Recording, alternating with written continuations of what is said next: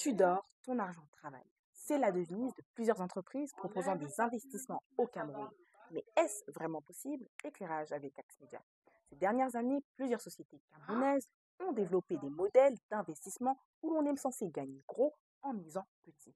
Malheureusement, pour ceux qui ne se sont plongés dans ces aventures, l'histoire s'est généralement terminée en queue de poisson. Les scandales d'arnaque avec des Camerounais les larmes aux yeux parce qu'ayant tout perdu sont devenus une norme au Cameroun. Le cas le plus récent est celui de l'entreprise Sunrun, cette société qui usurpait le statut de filiale camerounaise d'une société américaine du même nom spécialisée dans les énergies renouvelables. Sunrun proposait des investissements dans le solaire avec lesquels on pouvait, à partir d'une mise de départ de 40 000 francs CFA, gagner 78 000 francs CFA par jour.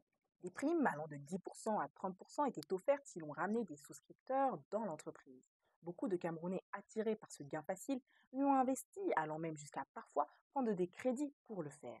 Malheureusement pour eux, le système s'est écroulé avec des milliers de Camerounais ayant perdu plus de 20 milliards de francs CFA. Comme on le dirait si bien au Cameroun, Sunrun a run avec l'argent de ses souscripteurs.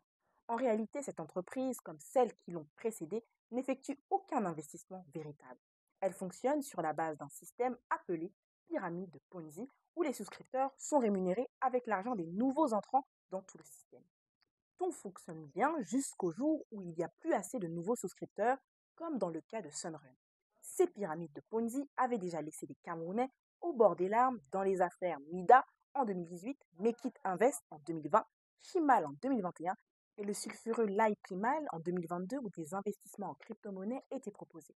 Face à ces offres, trop belles pour être vraies, il est important d'être averti car de nouvelles sociétés peu scrupuleuses tenteront leur coup dans le futur. Il faut notamment éviter les investissements promettant des rendements très élevés sur de courtes périodes et nécessitant des parrainages. Il faudrait aussi surtout s'assurer que les sociétés qui proposent ces investissements soient agrémentées par la COSUMAF, la Commission de surveillance du marché financier de l'Afrique centrale.